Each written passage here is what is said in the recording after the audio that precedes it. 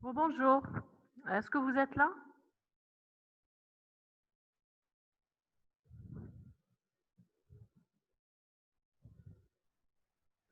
Bonjour, très bien, très bien. On commence? On peut enchaîner avec le deuxième cours? On enchaîne? Plus de 8? Très bien. Ok, très bien. Alors, on va parler de l'autisme. Donc, c'est une question qui est comment dirais-je, c'est un chapitre qui est un peu lent, d'accord? Donc, je vais essayer, avec le peu de temps qu'on a, je vais essayer de vous donner l'essentiel, voilà, l'essentiel, ce qui est nécessaire pour comprendre l'autisme. Voilà, donc, bon, je vais essayer d'éloigner cette...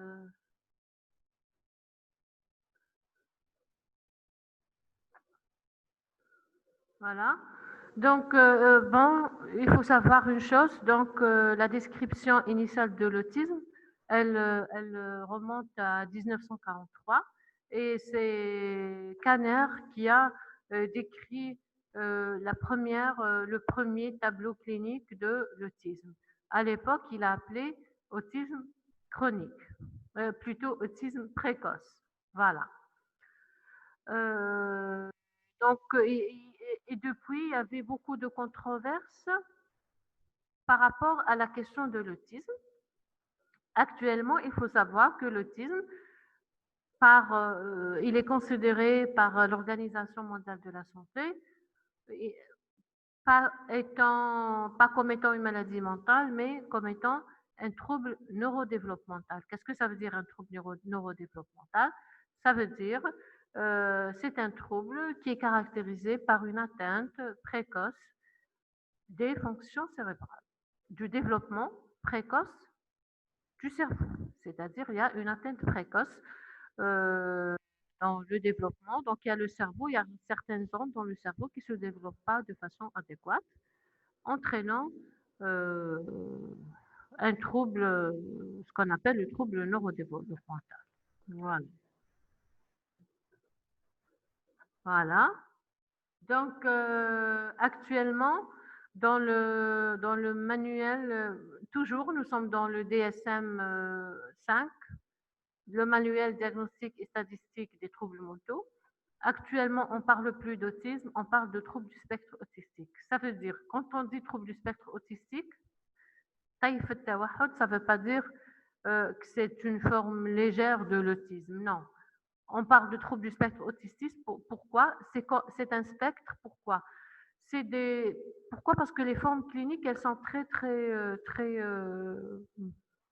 variables. Il n'y a pas qu'un seul autisme, il y a plusieurs autismes. On dit qu'il y a autant d'autisme que d'autistes. Voilà. Mais là, dans le diagnostic de trouble du spectre autistique, nous avons ce qu'on appelle les critères majeurs, les critères majeurs de l'autisme, c'est-à-dire les critères, les signes sur lesquels on se base pour diagnostiquer, pour avoir un diagnostic d'autisme. C'est des altérations graves du développement de l'enfant dans trois domaines qui sont la communication avec ses deux types verbal et non verbal, le domaine des interactions sociales et des comportements et des activités qui sont restreints et stéréotypés. Donc, on va essayer d'expliquer tout ça au fur et à mesure. Il faut savoir une chose, l'autisme, on n'a pas des chiffres exacts sur la prévalence de l'autisme. Il faut dire que dans les anciens chiffres, donc 4 à 5 enfants pour 10 000. Donc, il faut savoir que le taux, il a augmenté, il a nettement augmenté au cours de ces dernières années. On ne sait pas pourquoi, peut-être parce qu'on diagnostique plus rapidement l'autisme qu'avant. Là, on parle de 1%. Donc, il prédomine chez les garçons. Il apparaît précocement, déjà dès la première année de vie, on a les premiers signes de l'autisme. Déjà les premiers mois, les premiers 6 mois, nous avons les signes de l'autisme. Il faut dire que fréquemment, il est associé à l'épilepsie, on ne sait pas pourquoi. Et un quart d'enfants, ils ont un quotient intellectuel supérieur ou égal à 70. Ça veut dire quoi? Ça veut dire que l'autisme n'est pas une pathologie qui altère l'intelligence. Voilà. En parlant des étiologies, donc on ne connaît pas encore, à l'heure actuelle, on connaît mal l'étiologie exacte de l'autisme, mais on sait très bien, on est sûr qu'il y a qu'il est dû à l'interaction de plusieurs facteurs. Donc l'origine de l'autisme est multifactorielle. Voilà. Et nous avons trois approches scientifiques qui expliquent le mieux le déclenchement et l'apparition de l'autisme. Voilà. La première approche, c'est l'approche génétique. D'accord? L'approche génétique, elle est évidente pour les scientifiques. Maintenant, on sait très bien que l'autisme, on est sûr que l'autisme a une composante génétique. Voilà. Le problème, c'est qu'on n'arrive pas à trouver le gène responsable. À chaque fois, on trouve un gène différent. L'approche neurobiologique, on sait, cette approche trouve son origine par le fait que dans l'autisme, nous avons plusieurs troubles du système nerveux central, où nous allons en parler au fur et à mesure quand on va décrire le tableau clinique. Et l'approche environnementale, là, on pense que l'autisme découle d'une agression qui provient de facteurs de l'environnement, c'est-à-dire là, on incrimine des facteurs de l'environnement dans la genèse de l'autisme, on incrimine la pollution, c'est-à-dire l'intoxication par certaines substances polluantes, on incrimine aussi des agents infectieux, on incrimine aussi les vaccins, on incrimine aussi les métaux lourds, etc. Mais à l'heure actuelle, on n'a pas encore, c'est des études limitées qui ont été faites, mais qui n'ont pas porté la validité scientifique formelle. Donc, ça reste à l'étude. Voilà, ça c'est pour les étiologies. Maintenant, ce qui est très important de comprendre, de retenir dans ce cours, c'est le diagnostic clinique de l'autisme. Donc, il faut savoir une chose. Donc, il faut savoir que le diagnostic clinique de l'autisme, le diagnostic, il est clinique. Ça veut dire qu'il n'y a aucun marqueur biologique à l'heure actuelle qui nous permet de dire avec certitude le diagnostic, c'est un autisme. Voilà. Donc, on se base uniquement sur la clinique. La clinique, à elle seule, nous permet d'avoir le diagnostic, de confirmer le diagnostic, donc dès déjà le 2e ou 3e trimestre de vie déjà. Donc, il est évident à la 2e année, normalement, à 2 ans, nous avons tous les signes de l'autisme. À 3 ans, on a le droit, on doit confirmer ou pas le diagnostic de l'autisme. Voilà. Donc, début précoce. Et le tableau clinique, il va associer le tableau clinique, précédent, voilà. Premièrement, ce qu'on appelle le retrait autistique. Donc, et cliniquement, on sera en face d'un enfant qui est très sage, qui ne pleure pas, qui reste calme pendant de longs moments, là où il est, dans son lit, les yeux ouverts, il ne dérange personne, pas de contact avec les autres, pas de sourire, pas d'angoisse vis-à-vis de l'étranger. Ça veut dire que c'est une personne qui se comporte de la même façon avec tout le monde, avec ses parents ou avec une personne étrangère.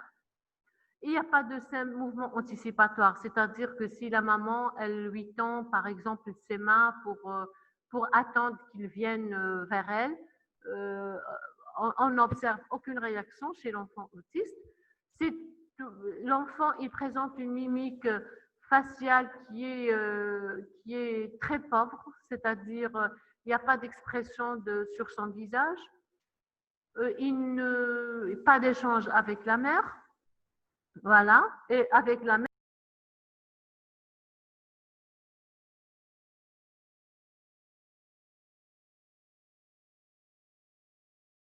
S'il vous plaît, est-ce que vous m'écoutez? Oui, oui, Hein? docteur. Il y a eu une coupure? Oui, Ah, d'accord, très bien. Ok, on était dans le retrait autistique. Vous étiez avec moi? Pas du diapo. Hein?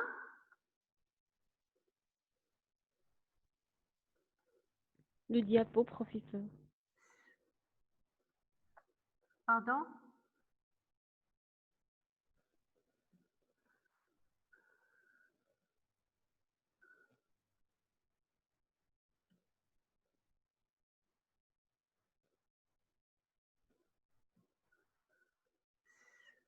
S'il vous plaît, est-ce que vous me suivez? oui, docteur. La dernière chose, c'est l'isolement et retrait autistique. Très bien. Ok, voilà. J'enchaîne, voilà.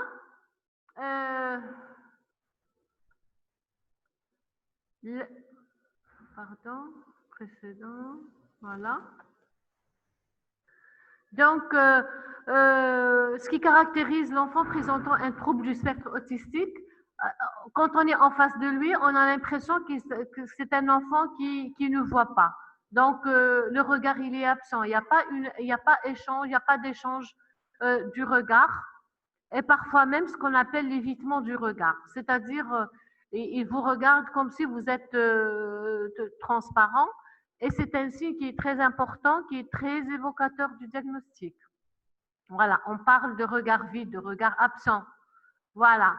Et parallèlement et paradoxalement, donc d'une part, il est absence de regard avec les êtres humains, et d'autre part, c'est un enfant qui paraît fasciné, véritablement fasciné pour autre chose, pour autre stimulus que les êtres humains, que les visages humains, donc tels que les sources lumineuses ou certains objets qui ont une couleur particulière, fluorescente, etc.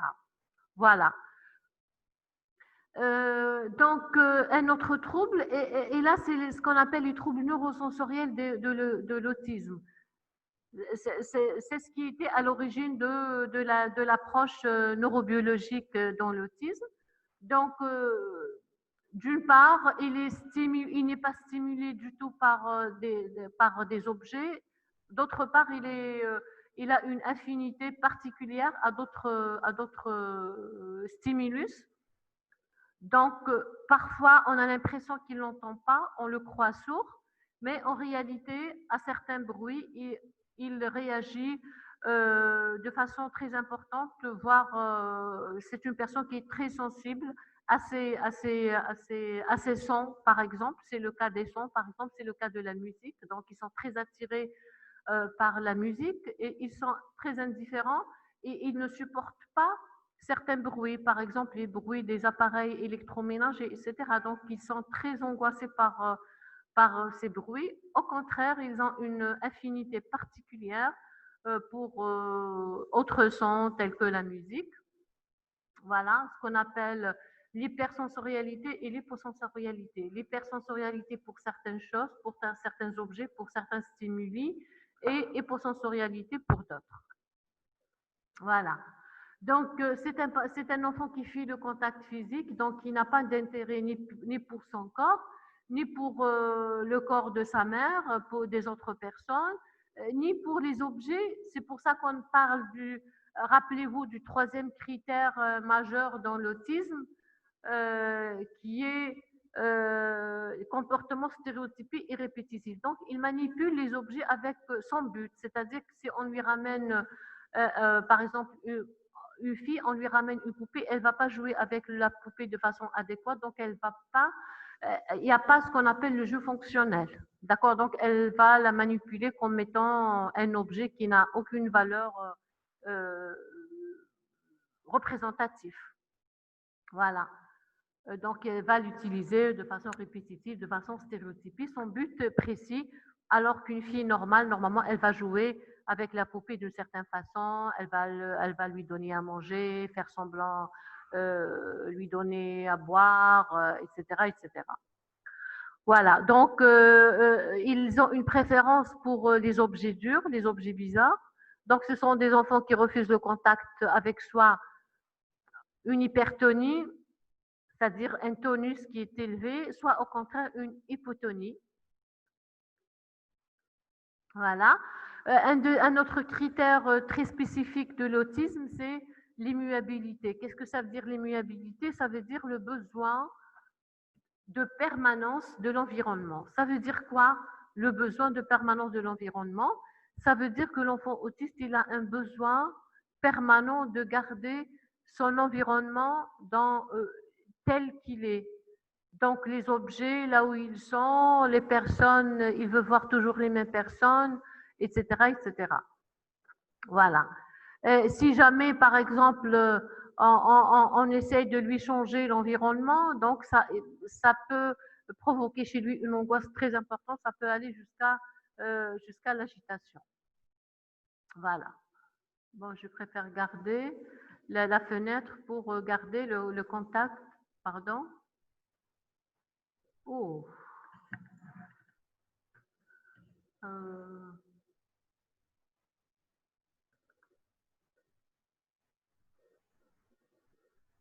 Voilà.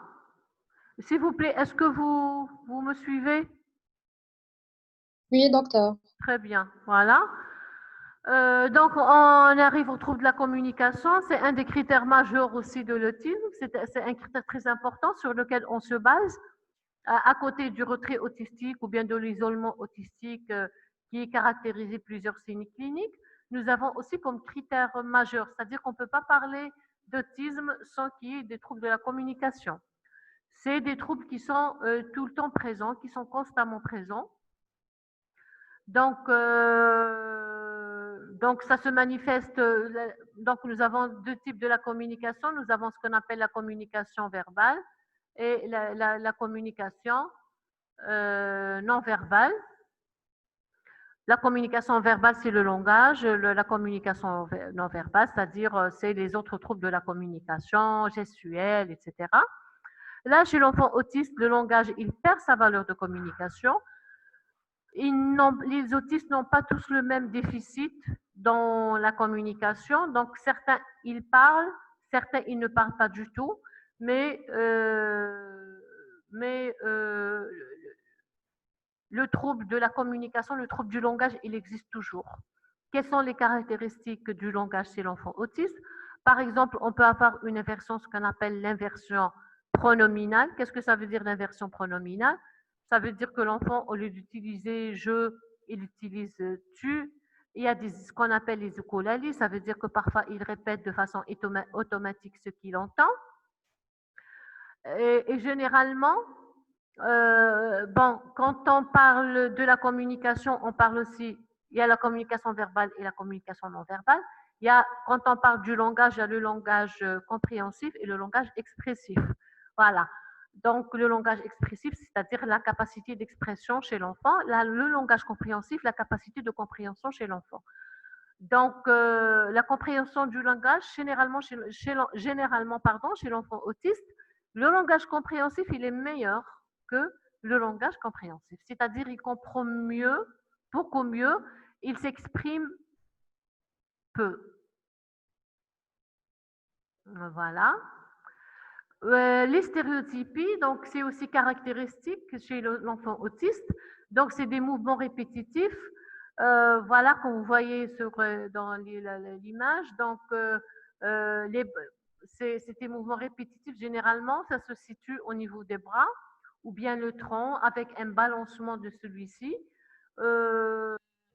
Parfois, comme stéréotypie aussi, nous avons ce qu'on appelle la marche sur la pointe des pieds ou bien un enfant qui tourne sur lui-même comme un derviche tourneur. Donc, c'est des troubles du comportement qui sont fréquents, qui sont tout le temps présents chez l'enfant autiste à degrés variable. D'accord? Donc, certains enfants autistes présentent très peu de stéréotypies. Certains, ils présentent beaucoup de stéréotypies. Donc, quelle est la valeur de ces stéréotypies chez l'enfant? C'est ils ont une valeur d'autostimulation. Activité auto-érotique. Ça veut dire quoi? Ça veut dire que c'est une façon de s'exprimer chez l'enfant autiste. Voilà.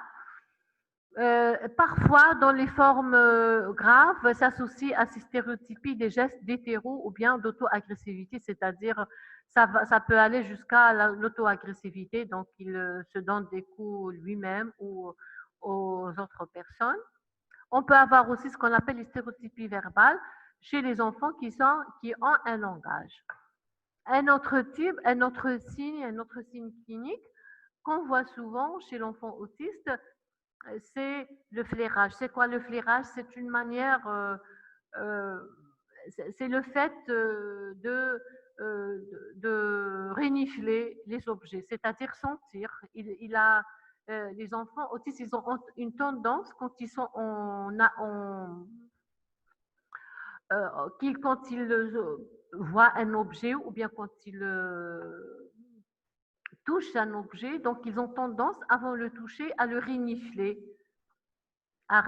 cet objet, donc à sentir cet objet. Et ça fait partie aussi des troubles neurosensoriels dans l'autisme.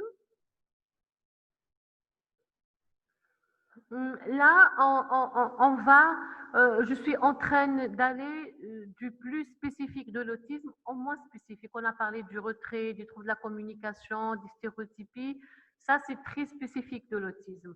Là, le flairage, c'est encore moins spécifique. Les crises d'angoisse intense, c'est des signes cliniques qu'on voit, mais qui ne sont pas spécifiques de l'autisme, c'est-à-dire on peut les voir dans d'autres pathologies. Elle se manifeste par un enfant qui se met dans une rage énorme, il crie, etc. Donc, très difficile à le calmer et généralement déclenché par une tentative d'entrer en contact avec autrui. Je vous ai dit au début que l'enfant autiste, il a tout le temps besoin de garder son environnement habituel. Toute tentative de changer cet environnement, c'est-à-dire si on veut le forcer à entrer en contact avec une personne, on change quelque chose à la maison, on déplace un objet, on ramène un nouveau objet par exemple, là ça peut créer chez lui de véritables crises d'angoisse. Absence de jeu donc on a dit c'est un enfant qui s'intéresse s'intéresse pas ou qui s'intéresse très peu aux objets et aux personnes aussi qui l'entourent. Mais aussi, il a une certaine façon à utiliser ces objets. Donc, il utilise généralement ces objets sans but ni fonction précise. Comme je vous ai déjà dit, donc c'est le jeu chez l'enfant qui présente un trouble du spectre autistique. Généralement, il n'est pas fonctionnel. Il n'a pas sa valeur fonctionnelle. Par exemple, avec la voiture, un enfant avec un développement neurologique normal, donc il va jouer, il prend la voiture et joue avec, il la fait rouler, etc. Un enfant autiste, non. Donc, il y a une absence de ce jeu fonctionnel, donc il n'utilise pas la voiture pour sa fonction, donc il va par exemple, les ranger les unes après les autres, à côté des autres. Il va s'intéresser, au lieu de s'intéresser à la voiture, il va s'intéresser à la voiture dans sa totalité. Il va s'intéresser uniquement à une partie dans la voiture et généralement, là, il a une préférence pour les objets qui sont ronds. Donc, il va se mettre à rouler, à faire rouler les roues de la voiture, etc., etc. Voilà. Les troubles affectifs et les troubles intellectuels se caractérisent par un enfant qui peut présenter, bon, sur le plan affectif, des troubles tels que les rires, les colères émotivées, une hétéro ou bien une auto-agressivité, avec parfois des automutilations qui sont que chez certains enfants, elles sont très fréquentes et très handicapantes. Le déficit intellectuel est constant, pouvant prédominer dans certains domaines tels que le langage. On est encore dans les signes moins spécifiques, les troubles du comportement alimentaire. On peut avoir une anorexie et les enfants autistes, ils ont généralement une préférence pour les aliments qui sont lisses, qui sont mixés.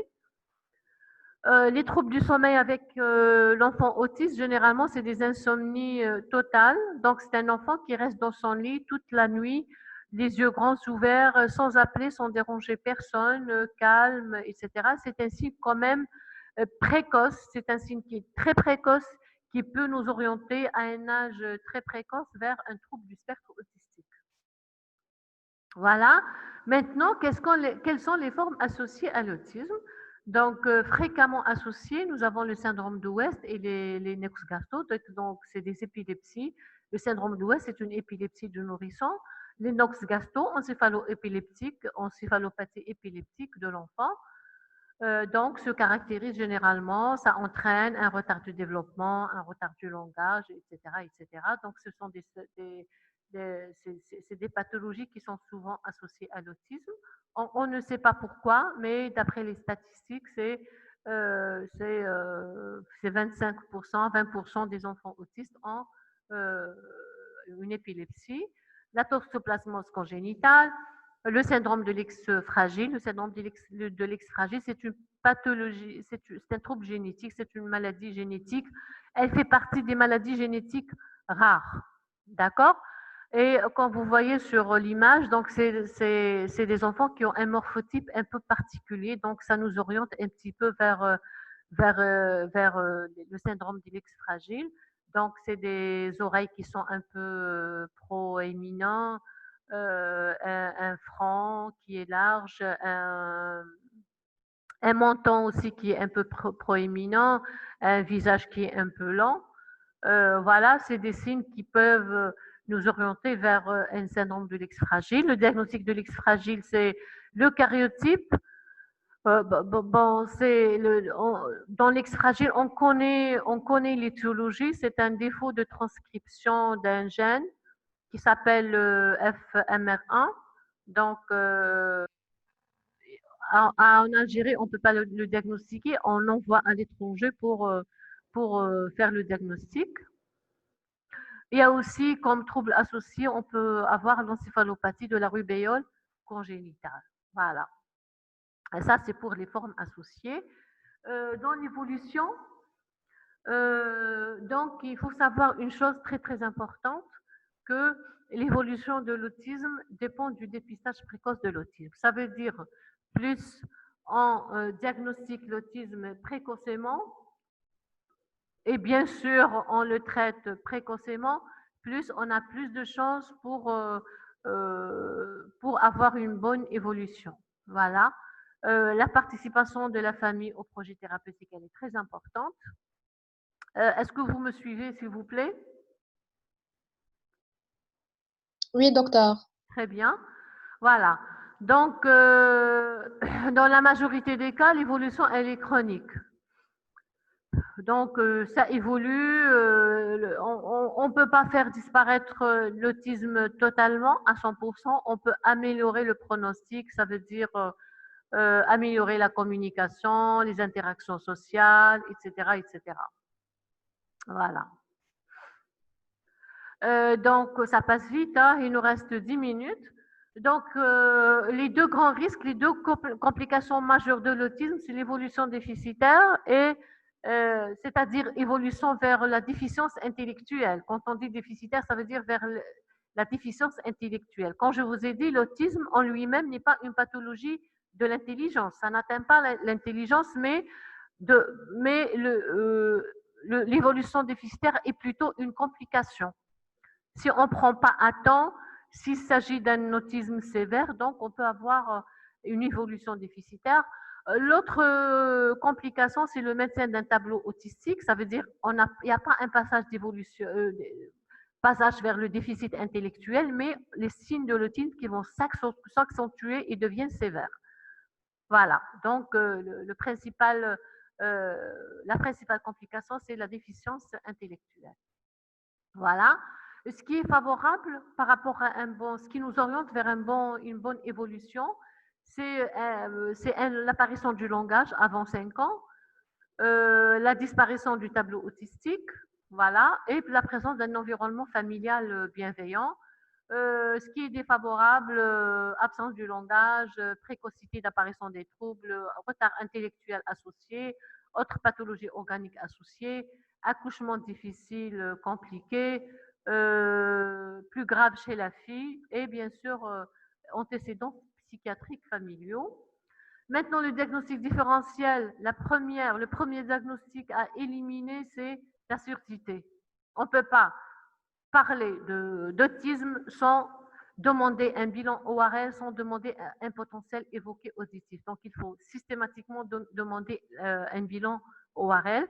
La cécité, c'est plus rare. Généralement, c'est un diagnostic qui se pose pendant les premiers mois, mais une fois l'enfant commence à marcher, généralement, les parents éliminent spontanément. Les autres tableaux cliniques qui peuvent donner, les autres pathologies qui peuvent donner un tableau clinique identique à celui de l'autisme, c'est les pathologies carentielles.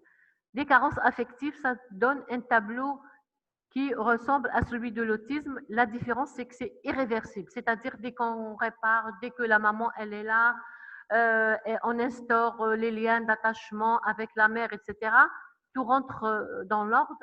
Idem avec la dépression du bébé. Donc, généralement, la dépression du bébé aussi, c'est secondaire, c'est une complication des carences affectives. D'accord? Donc, une fois on intervient, c'est réversible. Voilà. Nous avons ce qu'on appelle le syndrome de Rett. Donc, le syndrome de Rett, il touche que les filles. Donc, la différence avec l'autisme, c'est quoi? Donc, je ne peux pas tout vous dire, je vous dis juste le plus important. Le reste, vous l'avez sur le cours. Donc, le diagnostic, ce qui nous permet de différencier l'autisme du syndrome de Rett, c'est qu'au début, un développement normal dans les premiers mois, et puis apparaît une régression rapide. C'est ça, c'est ce qui nous permet de différencier de l'autisme. Les signes de l'autisme, des signes qui ressemblent à l'autisme s'installent après. Au début, les premiers mois, les 18 premiers mois, nous avons un développement qui est normal. Dans les formes de l'autisme, nous avons ce qu'on appelle le syndrome d'Asperger. C'est un autisme de haut niveau, c'est-à-dire que ce sont des enfants qui ont un haut niveau d'intelligence, d'accord, mais qui ont toujours un trouble de la communication qui est présent. La psychose symbiotique de Mahler, c'est une forme psychanalytique qui a été décrite par Mahler. C'est une forme d'autisme retard.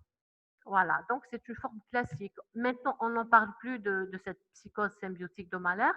Dans les formes particulières de l'autisme, il faut surtout retenir le syndrome d'Asperger. Les autres formes, comme je vous ai dit, elles sont variables en fonction.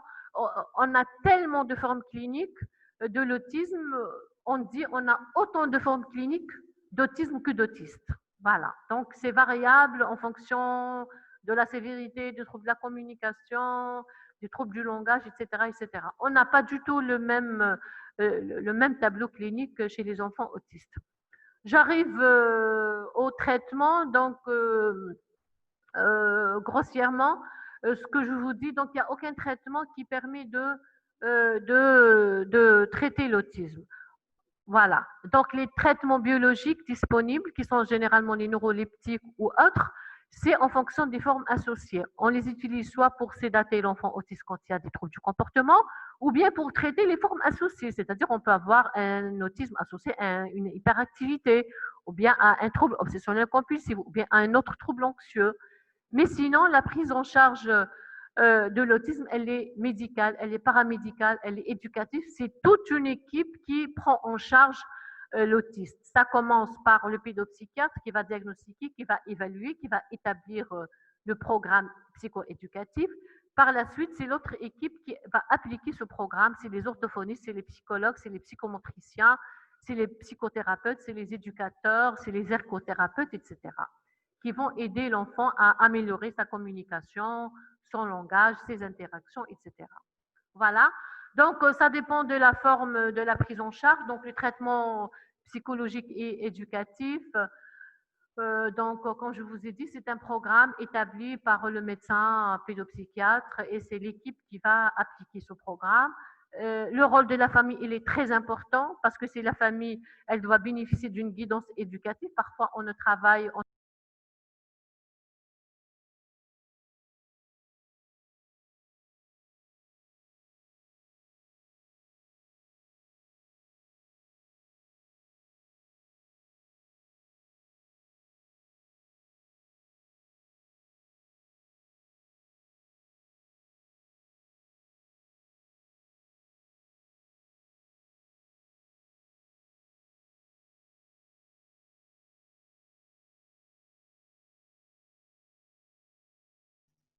C'est copié apparemment.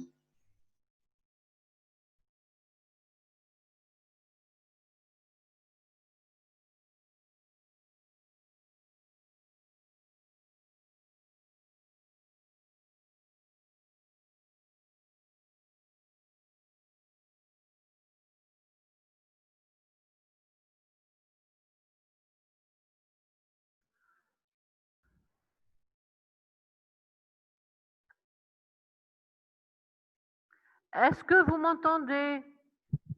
Oui, docteur. Ok, très bien. Je vais essayer de chercher l'écran, la diapo. Voilà. Voilà. Très bien. Donc,